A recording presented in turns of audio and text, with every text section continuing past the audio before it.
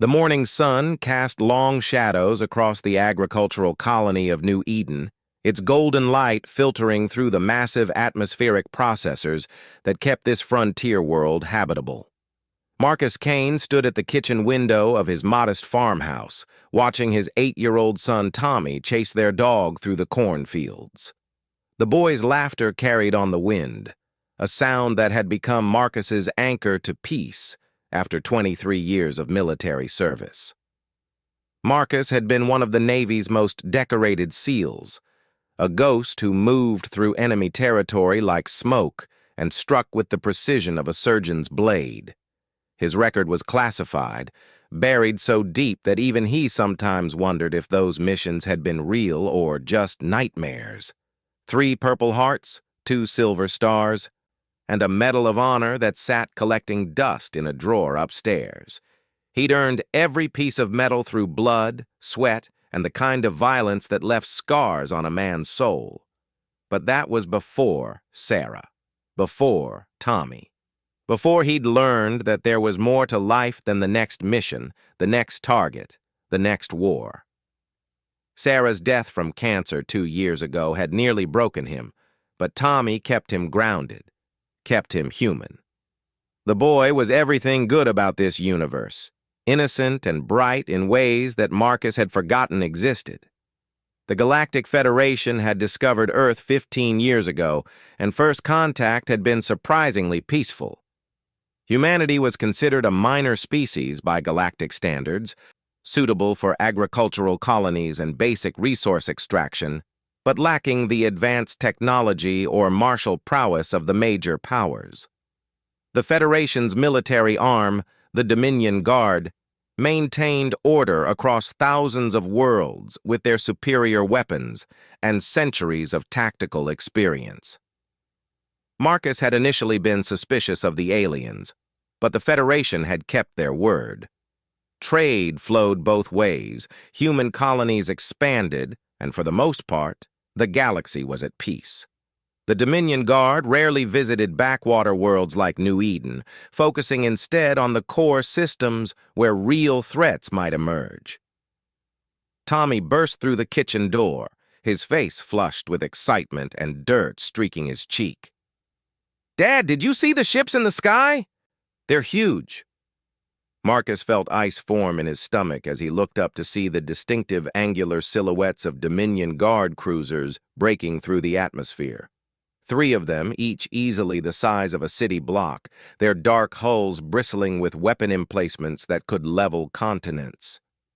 "Tommy, come away from the window," Marcus said, his voice carrying the quiet authority of command that made the boy obey instantly without question. The comm unit on their kitchen counter crackled to life with an emergency broadcast. "Attention, citizens of New Eden. This is Governor Martinez. We have received word that Dominion Guard forces are conducting a planetary inspection. All citizens are to remain in their homes and comply with any directives. This is not a drill." Marcus's mind immediately shifted into tactical mode. 23 years of training kicking in despite his attempts at peaceful retirement. Something was wrong. Routine inspections didn't require 3 heavy cruisers and a planetary lockdown. His hand unconsciously moved to where his sidearm would have been, finding only empty air. "Dad, you're scaring me," Tommy whispered, pressing close to his father's side.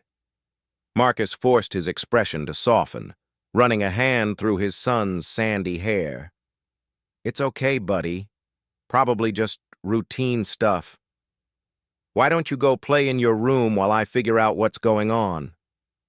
Tommy nodded and headed upstairs, but Marcus could see the worry in the boy's eyes. Children always knew when adults were afraid, even when those adults were trained to hide it. The first landing craft touched down an hour later in the town square, disgorging squads of Dominion Guard soldiers. Marcus watched through binoculars from his upstairs window as the aliens moved through the streets with mechanical precision. They were Vorthak, one of the Federation's primary warrior races, standing 7 feet tall with chitinous exoskeletons and 4 arms that could wield weapons with devastating efficiency. The Vorthak had never lost a war in their recorded history, which stretched back over 3 millennia. They viewed warfare as an art form and conquest as a religious duty. Humanity had been fortunate that the Federation valued them more as agricultural producers than potential threats. Marcus counted at least 40 soldiers in the immediate area, with more transports landing every few minutes.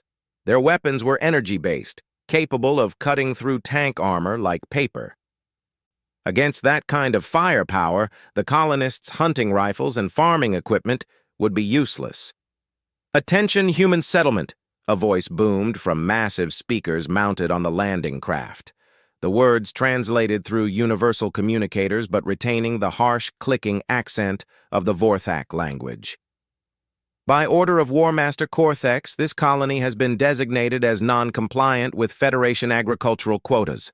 Immediate evacuation is required. Marcus felt his blood turn to ice. Non-compliant colonies were typically stripped of all resources before being abandoned. But something about this felt wrong, too organized, too aggressive for a simple quota dispute. The Vorthak moved like they were expecting resistance. The front door burst open downstairs, and Marcus heard heavy footsteps on the wooden floor. Multiple sets, moving with military precision. He grabbed the hunting rifle from his bedroom closet, checking the magazine even though he knew it would be useless against Vorthak armor. "Human dwelling cleared for inspection," came a mechanically translated voice from the first floor. Marcus moved silently to the top of the stairs, every sense heightened. 3 Vorthak soldiers swept through his home, their weapons raised and ready. They moved well, but not as well as a SEAL team would. They were disciplined but predictable, following standard room-clearing protocols that Marcus had studied and defeated countless times in his military career. "No hostile elements detected," one of them reported into a comm device. Tommy's bedroom door creaked open and the boy peeked out, curiosity overcoming fear. "Dad?" The nearest Vorthak spun toward the sound, weapon raised. In that split second, Marcus saw everything that was about to happen with crystalline clarity. The alien's finger was already tightening on the trigger, programmed responses overriding rational thought. "No!" Marcus roared, vaulting over the stair railing. The energy blast caught Tommy center mass, the boy's small body crumpling to the floor like a discarded toy. The smell of burned flesh and ozone filled the air as Marcus landed hard on the wooden floor, his hunting rifle clattering away. Time seemed to stop. Marcus crawled to his son's body, Tommy's eyes already growing dim. The boy's lips moved, trying to form words, but only blood came out.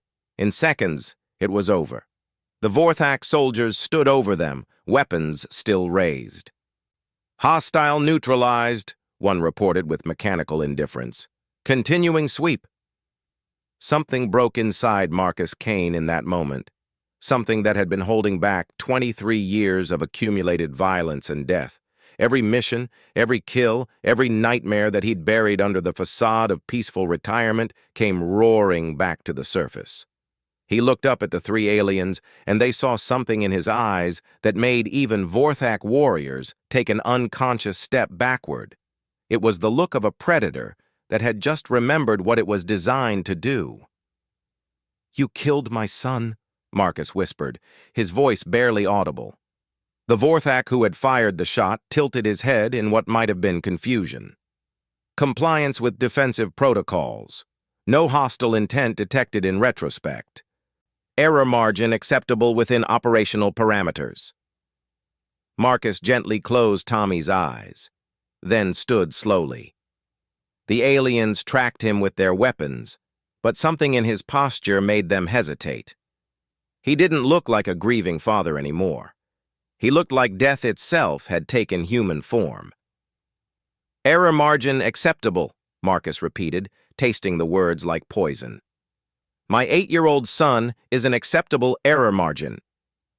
This unit expresses regret for the miscalculation," the Vorthak said, though its tone suggested the words were purely procedural. "Compensation will be provided according to Federation protocols." Marcus smiled then, and it was a terrible thing to see. It was the smile of a man who had spent his entire adult life learning how to kill efficiently and who had just been given a reason to remember every lesson. "Compensation," he said softly. "Yes, I think compensation is exactly what's needed."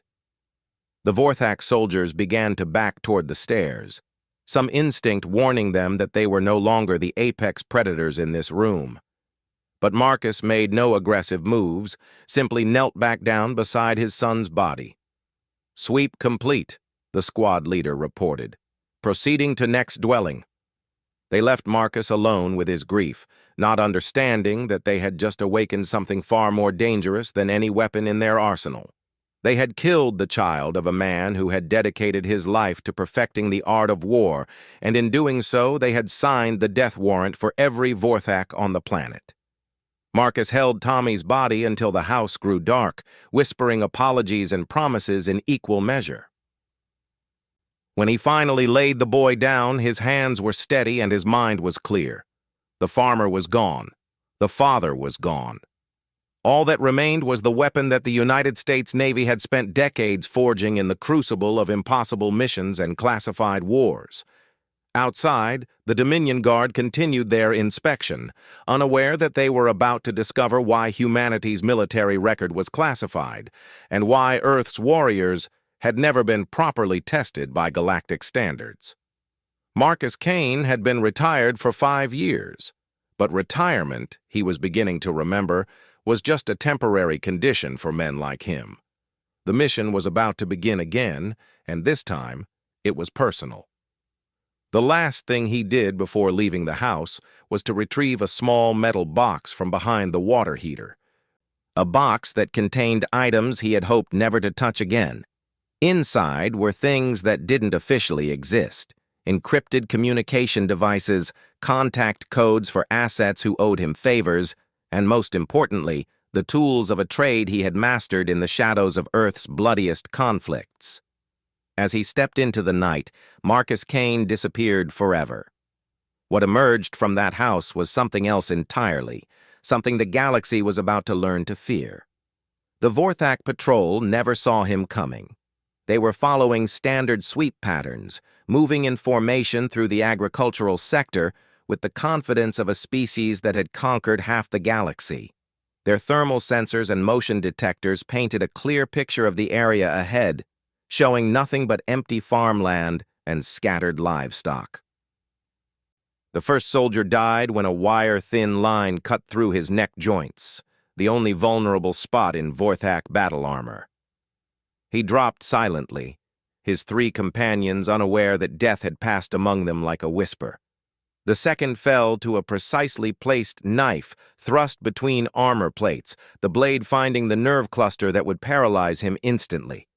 By the time the remaining 2 realized they were under attack, they were already alone. Marcus moved through the darkness like a ghost made flesh, every step calculated, every breath controlled. The rage was still there, burning in his chest like molten metal, but it was contained now, focused into the cold precision that had made him one of the deadliest operators in Earth's military history. The third Vorthak spun in circles, weapon raised, scanning for threats that his equipment insisted weren't there. His thermal imaging showed nothing, his motion sensors were silent, and his communication array was somehow jammed despite no visible interference source. "Ghost 6 to all units," the alien spoke into his comm, using the Vorthak designation for supernatural threats. "We have contact with unknown hostile. Request immediate backup." The response was static. Marcus had spent the last 6 hours since Tommy's death moving through the colony like a predator reclaiming its territory. The Dominion Guard had made their first critical mistake by underestimating human cunning, and their second by killing the wrong child. Now they were paying the price for both oversights. The fourth Vorthak died when Marcus dropped from the grain silo above, landing silently on the alien's back and driving a combat knife through the base of his skull. It was a technique he'd perfected in the mountains of Afghanistan, refined in the jungles of Myanmar, and had hoped never to use again. But Tommy's face floated in his memory, and the rage burned hotter. By dawn, 12 Vorthak soldiers had simply vanished from their patrol routes.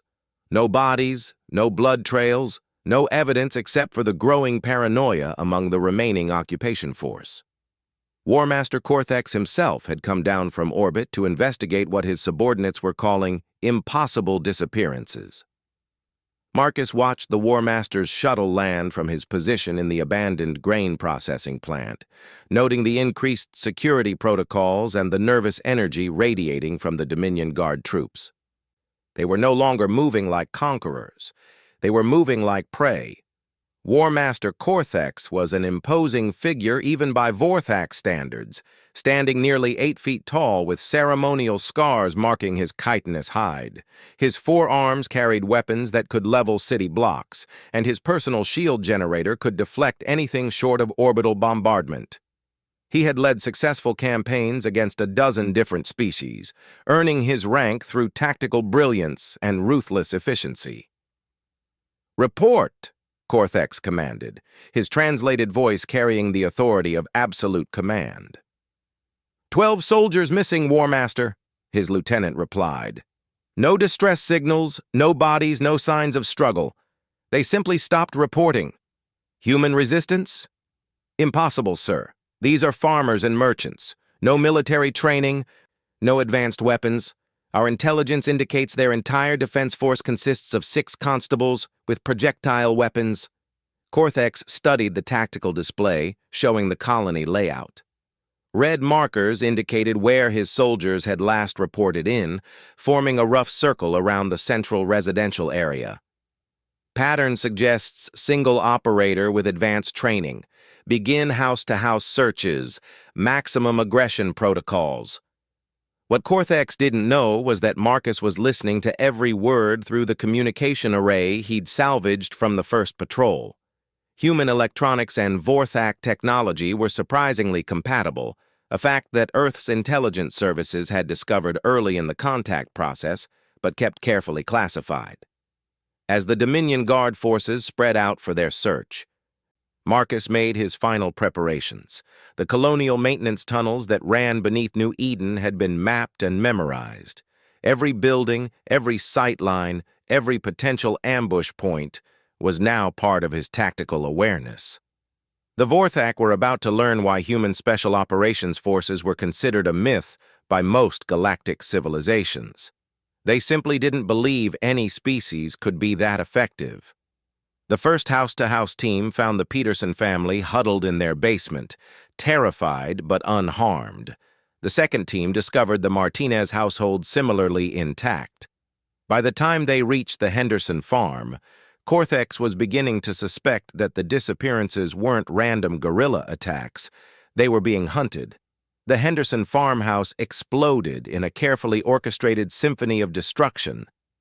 Marcus had spent hours placing shaped charges in precise locations, turning the building into a death trap that collapsed in on itself when the Vorthak entered. The explosion wasn't meant to kill them, their armor was too good for that, but to disorient and separate them. As the dust settled and the surviving soldiers tried to regroup, Marcus struck again. He emerged from the grain cellar like a demon from hell, moving faster than Vorthak reflexes could track. His hands carried improvised weapons crafted from farming equipment and stolen alien technology, each device precisely designed to exploit the weaknesses he'd observed in their armor and tactics. The magnetic pulse grenade disrupted their shields just long enough for the modified plasma cutter to slice through their primary weapon systems. 3 Vorthak warriors, veterans of a dozen campaigns, found themselves facing a single human armed with tools that shouldn't have been able to threaten them. They died in 17 seconds. "All units converge on the Henderson farm," Corthex ordered, his voice carrying the first hints of concern. "Deploy heavy weapons platforms. Orbital support authorized."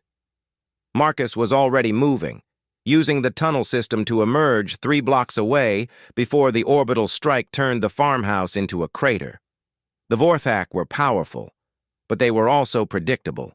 They fought like generals, always reaching for the biggest hammer available. Marcus fought like a ghost. The next phase of his campaign began at sunset. Marcus had identified the Dominion Guard's command post in the town hall, their supply depot at the landing field, and their primary communication array on the water tower. 3 targets, each heavily defended, each critical to their operational effectiveness. He hit the communication array first, climbing the water tower in broad daylight, while the Vorthak searched buildings 3 blocks away. Human physiology was different enough from galactic standard that their sensors had trouble distinguishing between a climbing human and normal structural vibrations. The communication dish died in a shower of sparks as Marcus applied a carefully calibrated electromagnetic pulse device to its primary relay. The Dominion Guard was now cut off from their orbital support, forced to rely on short-range communications that Marcus could jam at will. The supply depot fell next. Marcus infiltrated during the shift change, when guards were focused on status reports rather than perimeter security. Vorthak discipline was impressive, but it was also rigid. They followed procedures even when those procedures became predictable death sentences. The explosives Marcus planted weren't intended to destroy the depot. That would have required more ordnance than he could carry. Instead, they were designed to contaminate the Vorthak food supplies with human-compatible bacteria that would be harmless to him but toxic to alien digestive systems. Within hours, half the occupation force would be too sick to fight effectively. By the time War Master Cortex realized what was happening, Marcus was already moving on his final target. The town hall had been converted into a fortress, with overlapping fields of fire and sensor coverage that should have made infiltration impossible. Energy barriers protected every entrance, and automated defense systems tracked anything larger than a house cat within 100 meters. Marcus didn't try to sneak in. Instead, he knocked on the front door.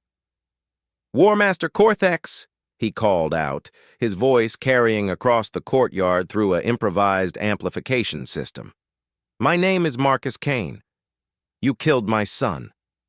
The response was immediate and overwhelming. Energy weapons lit up the night as automated systems tried to target the source of the voice, but Marcus was already moving, using mirrors and sound baffles to create false signatures throughout the area. "I want to offer you a trade," Marcus continued, his voice seeming to come from everywhere at once. "Information for mercy." "Human, you are surrounded," Cortex's voice boomed from the building's communication system. "Surrender now, and your death will be swift." Marcus laughed, and the sound carried a note of madness that made even Vorthak warriors step back from their positions. "War Master, I've been killing your soldiers for 18 hours. Do you really think I'm afraid of a quick death?" The weapons fire stopped. In the sudden silence, Marcus's voice became intimate, conversational. "I know why you're really here, Cortex. This isn't about agricultural quotas. This is about the hegemony war." The reaction from the town hall was immediate and telling.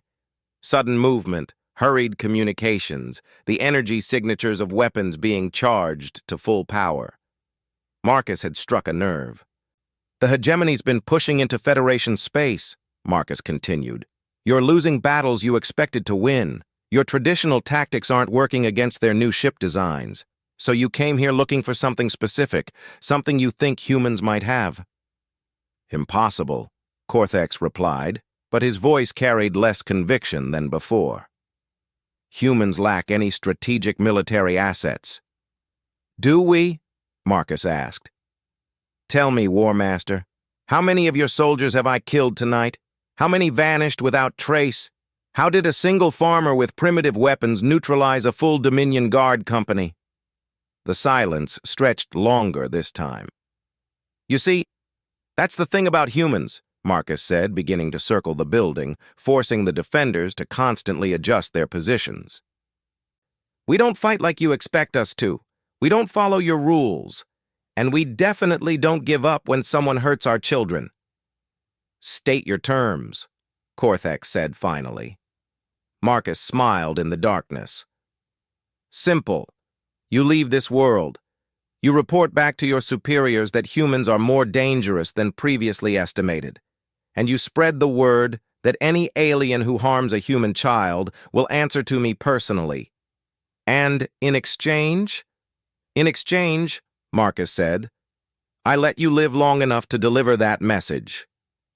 The attack came without warning. Korthex had been stalling, bringing his remaining forces into position for a coordinated assault. Energy weapons lit up the night as 24 Vorthak warriors emerged from concealment, their sensors finally locked onto Marcus's position. But Marcus was no longer there. He had spent the entire conversation moving through the tunnel system, positioning himself not where they expected him to be, but where they least wanted him to go. Inside the town hall itself. The explosion that followed could be seen from orbit. The explosion had been carefully calculated. Marcus had spent his remaining charges not to kill War Master Korthex, but to trap him. The town hall's main structure remained intact, but every exit was now sealed by collapsed rubble. Emergency lighting cast eerie shadows through the smoke as Marcus emerged from the basement maintenance tunnel, moving like a specter through corridors that reeked of ozone and fear. Korthex waited in the main council chamber, his massive frame silhouetted against the emergency lighting. His weapons were drawn but not aimed, held in a position that suggested readiness rather than immediate threat.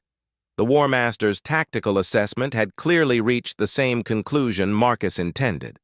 They were both trapped, and conventional weapons would bring the entire building down on top of them. "Impressive, human," Korthex said, his translated voice carrying what might have been respect. "You fight like a Kethmori shadow warrior. I had not thought your species capable of such tactics." Marcus stepped into the chamber, keeping his hands visible but ready. He had discarded his improvised weapons, relying now on the combat knife and his bare hands. Against Vorthak armor, they would have to be enough. "My species is capable of many things your intelligence reports missed," Marcus replied. "That's why you're really here, isn't it? The hegemony's been using human tactics against you. Guerrilla warfare, asymmetric strategies, targeting your command structures instead of your fleets." Korthex's 4 eyes fixed on Marcus with newfound attention. "You know of the hegemony conflict. I know the Federation's been losing battles they should have won. I know your traditional shock assault tactics suddenly stopped working about 6 months ago. And I know that's when Earth started receiving increased Federation attention." Marcus circled slowly, studying the alien warrior. "Someone's been teaching the hegemony how to fight like humans." "Impossible.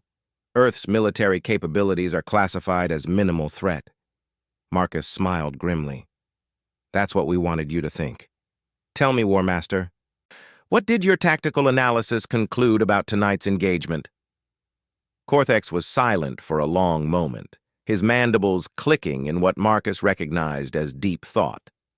"Single operator, advanced training. Equipment improvised from local resources. Casualty ratio approximately 15-1 in your favor. And if you scaled that up, if instead of one retired soldier you faced an entire military trained in these techniques?" The implications hit Korthex like a physical blow. Marcus could see the realization dawning in the alien's compound eyes. Earth's minimal military capability wasn't a sign of weakness. It was deliberate misdirection on a planetary scale. "Your species has been hiding its true nature," Korthex said, his voice carrying a note of something that might have been admiration or horror. "Not hiding," Marcus corrected. "We've been peaceful because we chose to be. Because we found something worth protecting."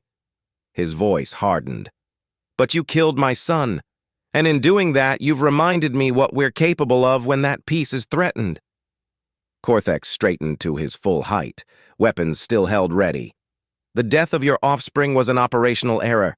Compensation will be provided, I don't want compensation. Marcus's voice dropped to barely above a whisper. I want you to understand what you've done. I want you to realize that every human child you see playing in gardens and laughing in schools represents a choice we make every day. The choice to be farmers instead of warriors. To build instead of destroy. And if that choice changes? Marcus met the War Master's gaze directly. Then the galaxy will burn. The attack came without telegraphing, Cortex moving with the lightning speed that had made Vorthak warriors legendary across known space.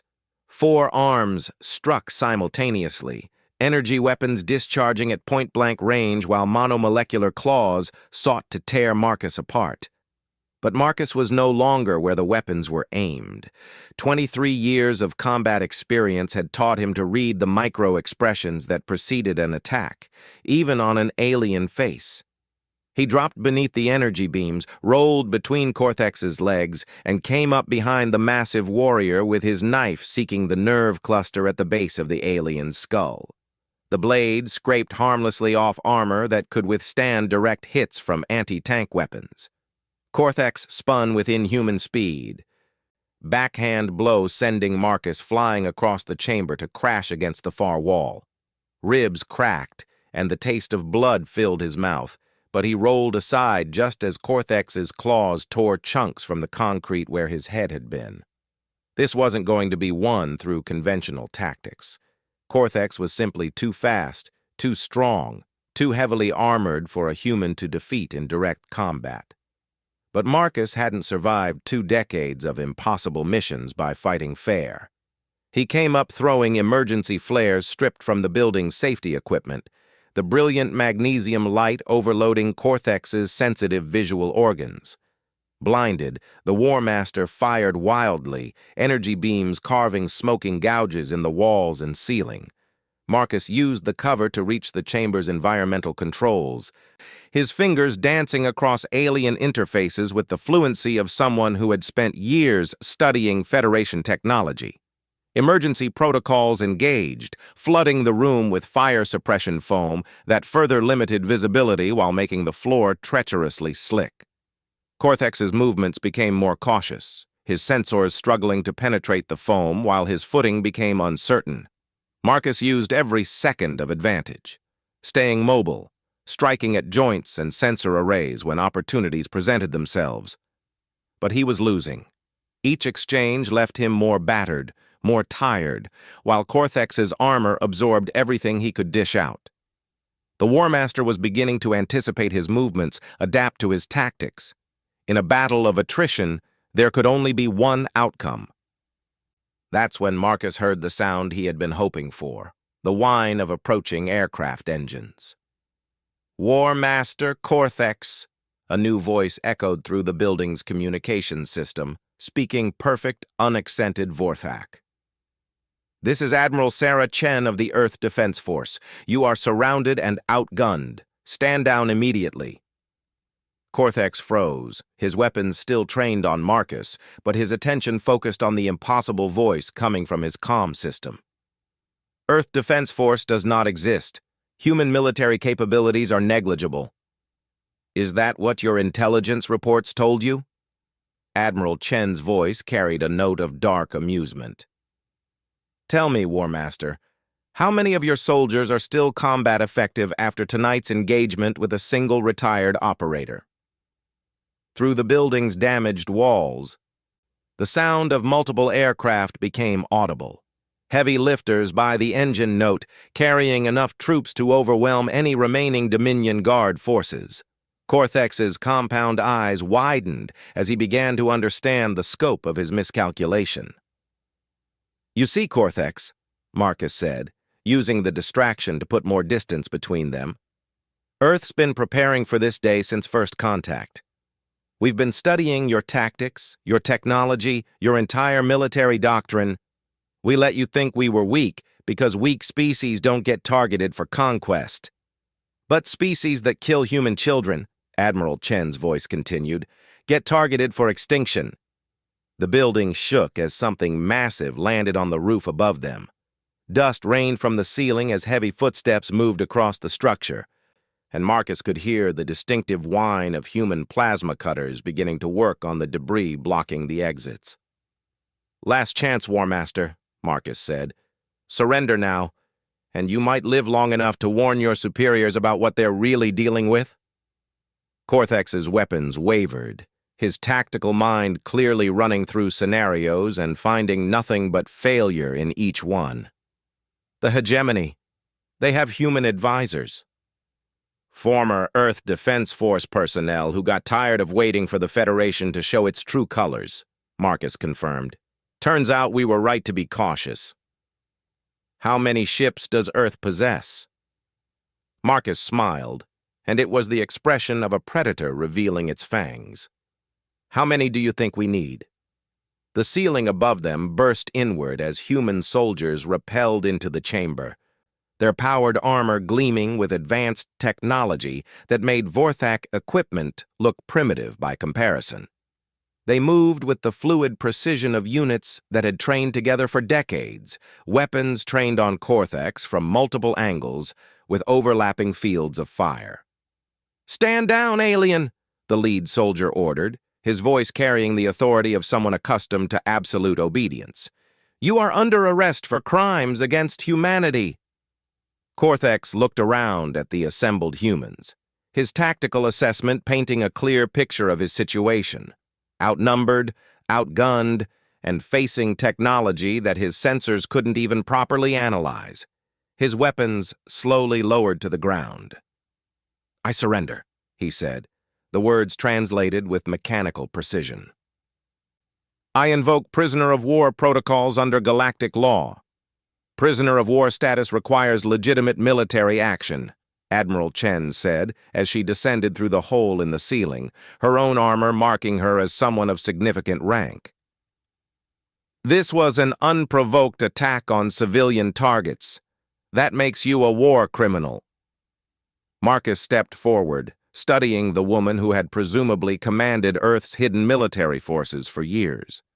She was younger than he expected, but her eyes carried the weight of command and the calm confidence of someone who had spent a lifetime preparing for this moment. "Admiral," he said, offering a respectful nod. "I appreciate the timing."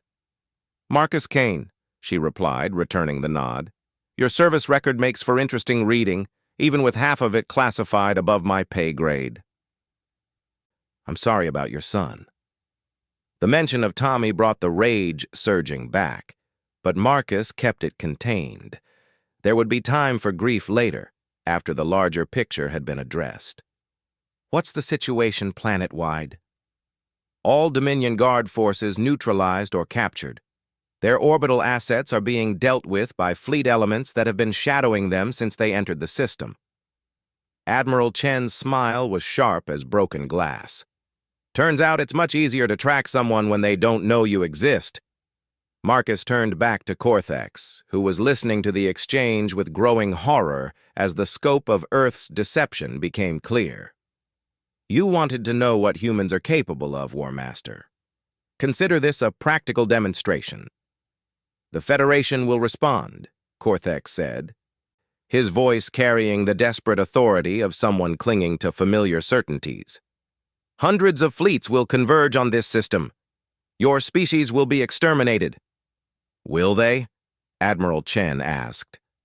"Because I'm looking at the tactical reports from the hegemony front, and it seems like the Federation's been losing more battles than they've been winning lately. Almost like someone's been teaching their enemies how to fight. The hegemony war is a minor border conflict. The hegemony war is the opening phase of humanity's introduction to galactic politics," Marcus said. "We've been patient. We've been peaceful. We've tried to find a place in the existing order." His voice hardened. "But you made one critical mistake." "Which was?"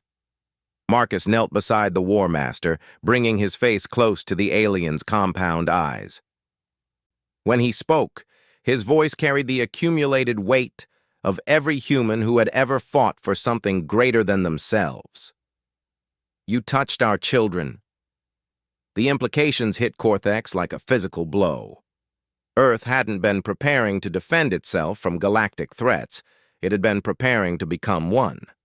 The peaceful agricultural colonies, the minimal military presence, the carefully cultivated image of harmless farmers and merchants, it had all been an elaborate deception designed to hide humanity's true nature until the moment it chose to reveal itself. And that moment had been triggered not by strategic considerations or political maneuvering, but by the death of one 8-year-old boy whose father had loved him enough to remind the galaxy why apex predators were called that for a reason.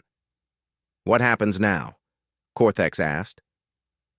Admiral Chen exchanged a look with Marcus, some communication passing between them that the War Master couldn't interpret. When she spoke again, her voice carried the authority of someone delivering an ultimatum backed by overwhelming force. "Now, War Master, you get to carry a message back to the Federation Council.